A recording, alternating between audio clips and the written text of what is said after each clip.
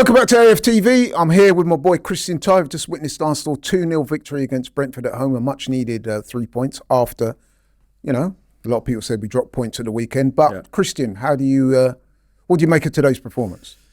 Massive 3 points, huge 3 points. So we obviously had to rotate after Chelsea. Just seeing Chelsea actually go 3-1 down. Is it 3? Lead, which is crazy. Wow. Go on the lead. Was this the Chelsea that was supposed to be... Apparently it is. Yeah. Apparently this is the Chelsea that are one of the best teams in the league, one of the best squads in the league. Well, they're 3-1 down against Leeds. Let's see. If they lose, it's not finished yet. 20 minutes left. Yeah. But yeah, tonight was about 3 points. There was a lot of rotation. Obviously, Ben White came in for Timber. Madueke came in for Saka.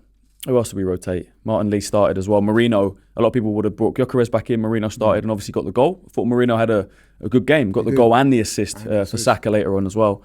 So it is nice that we can have a couple, 3 games in 10 days.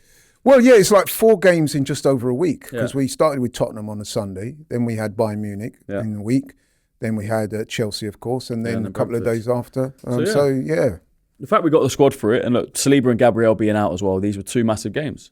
Now you look at it in hindsight, 4 points out of 6 away against Chelsea and home against Brentford. It actually looks good when you consider, like I said, Gabriel and Saliba out, Trossard obviously getting injured as well. We saw Mosquera pick up a knock tonight. Which obviously doesn't look good. Hopefully, Jack was at the game, said it doesn't look too bad. But Saliba, apparently, Arteta said is a matter of days. Same with Trossard. So, yeah, get those 2 back for Villa, go and win that game. And I have to look back on this little run after the international break and say it's been pretty good. Yep, absolutely. First half, I thought we started well. We got the goal. And we're thinking, we're going to go on and really put it on Brentford. But second half, I'm not sure what happened. We looked a little bit lethargic, a little bit sluggish, not quite at it. What do you put that down to? Yeah, no, just to touch on your point there. First off, I think we did start really well. I think Madueke and Ben White down that right-hand side, considering we changed the whole right-hand side. Timber and Saka's usually our right-hand side. To change both the players, I thought they were doing well together. Madueke was getting on the ball a lot. He's beating his man a few times when he cut inside. Probably could have done better if you're talking about end product. I think Saka in a couple of those positions bends it far post and scores. Madueke, hit the keeper a couple of times, but was playing well. Was getting fans out their seat. Was exciting to watch. And then nice link up with Ben White. Little, is that a Cruyff flick? Would you call that? Round the back, and kind of an improvise. Nice little bit of skill. And then Ben White with the good ball in. Mikel Marino gets across the man really well. You can't underestimate how hard that is to do, to get across the centre back, get the header on target. They always say head it down. Great header, we're 1-0 up. And I'm thinking, go and kill this game in the first half. And we had chances. We had so many chances. Martinelli had a massive chance. Like we said, Madueke had a few chances, but we didn't do it. And I was thinking, is this, when we change the squad, when we rotate, is this what we're going to see? It's not, we haven't quite got that killer instinct. You take Saka out of the team, but essentially it didn't matter. Second half, we were all a bit nervous because it's 1-0, especially against a team like Brentford. Kenya just said it actually very well off air. If it was any other team, I probably wouldn't have been as nervous. But when you got Coyote with the long throws, you got their set pieces, they're bringing on Collins, the big men. A goal can come from anywhere. Against any team, it can come from anywhere, but when you're 1-0 up. So, I thought Brentford, the manager, brought on a couple of the guys that I thought would have started, to be honest. Thiago and Jordan Henderson and 1 or 2 others, and they looked pretty good in spells. They did well. We lacked control in the middle. Yeah, I don't think it was Martin Odegaard's best game. I'm not going to. Yeah, you were saying that. I want to pick up on that. I was going to ask you about that. You were saying that you wasn't convinced about him in this game. Why is that exactly? I don't know. I feel like he kept the ball quite well at times. There was a few nice flicks and whatever. I just feel like physically he doesn't quite seem up to the level yet. It doesn't really. I think he's lost a little bit of a edge of pace as well, and just that killer instinct for a killer pass at times doesn't really seem like it's there. I just feel like we didn't have control of the midfield for that whole second half. Declan Rice was blowing at 60 minutes. I don't know what Arteta was doing, but you've got to get him off. A guy that important for your team, have to get him off. As soon as we could see he was limping. Cecil used the word he's moving gingerly. Take him off. That's why we've got a squad. No one in this squad is too good that even when they're at 60, 70%, they need to be on the pitch. Take him off. You know my theory. We went back and forth before the game. I wouldn't have started Declan Rice.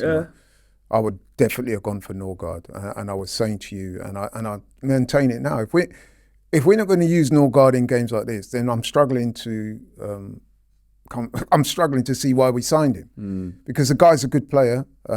His athleticism is next level, apparently. It's against his former club. He knows those guys inside out. I think that would have been perfect to play Norgard. But listen, you know, he plays Declan, and, you know, we got a scare because at the end there, he went down. I don't know if it was his calf or whatever, but he looked... it was kind of pointing like in his calf. So hopefully it's just a cramp or just like a little...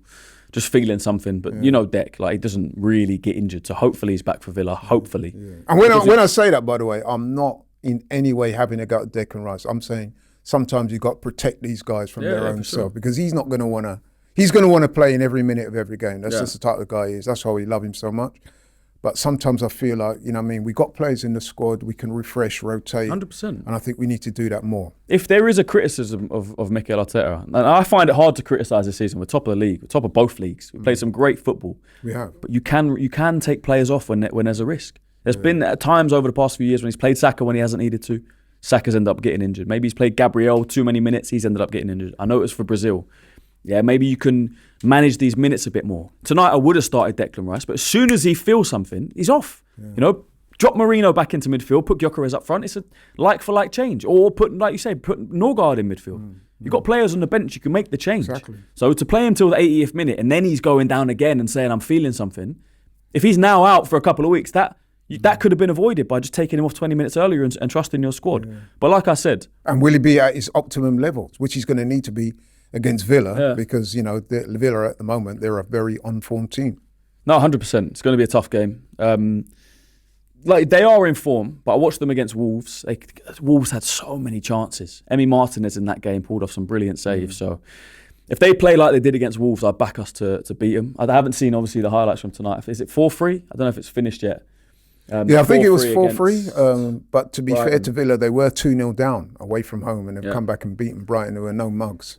No mugs, so but conceding 3 goals bodes well for us. You know, if they're defensively not quite at it, like I said, conceding a lot of chance to Wolves, it's going to be a tough game. Really, really tough game. Shout out Amy. I did an interview with her the other day. She's a big Villa fan.